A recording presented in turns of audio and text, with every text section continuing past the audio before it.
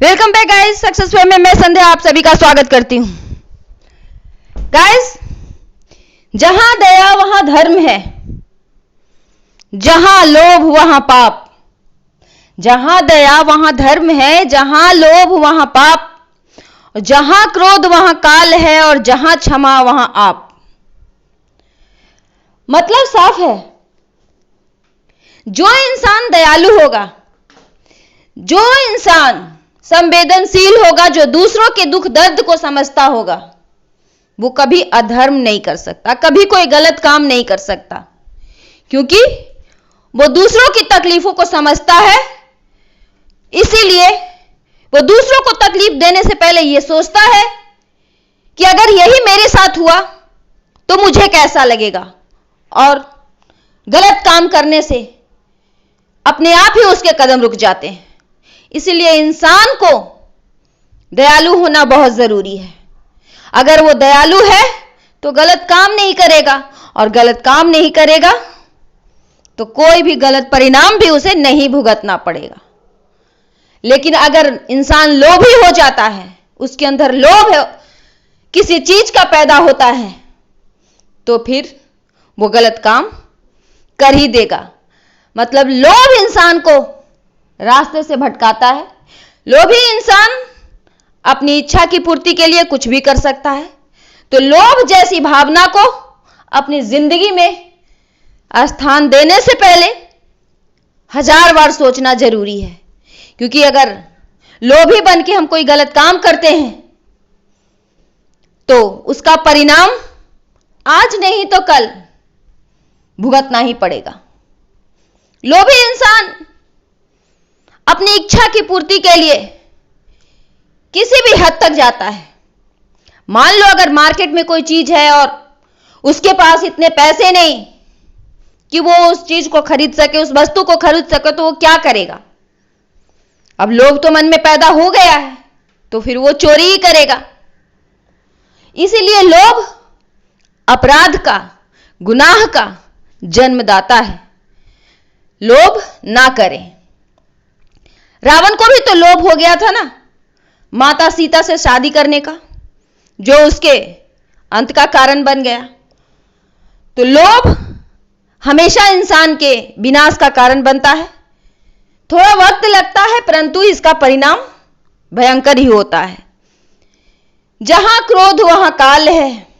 मतलब गुस्सा से कभी कोई काम बना नहीं। अगर आप विकट परिस्थिति में भी, प्रतिकूल परिस्थिति में ही, मुश्किल से मुश्किल हालातों में भी शांत रहकर उस समस्या का समाधान ढूंढेंगे तो कोई ना कोई हल आपको जरूर मिलेगा। परंतु अगर खुद पर से नियंत्रण छूट गया और आप आग बबूला हो गए, गुस्सा हो गए, तो फिर समझ लीजिए कि आपने अपना विनाश खुद ही निश्चित कर ली। गुस्सा सिर्फ और सिर्फ विनाश का एक रूप है, और जिस किसी इंसान पर गुस्सा हावी होता है, उसे सही और गलत, उचित और अनुचित सोचने की समझने की शक्ति छीन लेता है। फिर वो उस गुस्सा के कंट्रोल में आकर अपनी हैवानी रूप दिखाता है और अपनी शैतानी कामों को अंजाम देता है। अगर वो कितना भी शरीफ इंसान क्यों ना है, कितना भी अच्छा इंसान क्यों ना है, अगर गुस्सा में है तो वो गलत काम ही करेगा। लोगों को दिल को दुखाने वाले शब्द ही बोलेगा, और ज्यादा अपने आपा खोया तो फिर कुछ भी कर सकता है। उसके लिए तो कोई सीमा ही नहीं है। इसीलिए कहा गया है कि जहां क्रोध है वहां काल है। काल का मतलब मौत, तो विनाश। तो क्रोध हमेशा विनाश को निमंत्रण देता है।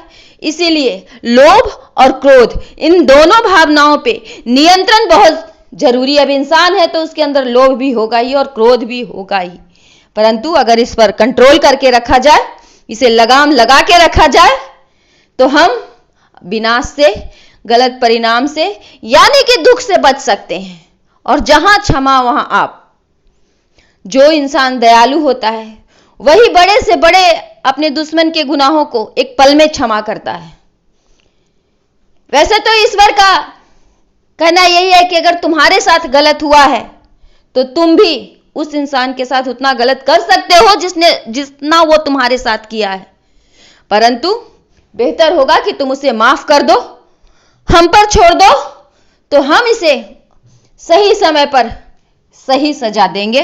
तुम उतना कठोर सजा दे भी नहीं पाओगे। तो इसीलिए कहा गया है कि जिस इंसान के अंदर क्षमा की भावना होती है उस पे ईश्वर की कृपा होती ही होती है, क्योंकि ईश्वर के नजरों में वो अपनी मर्यादा की सीमा को नहीं लांघता।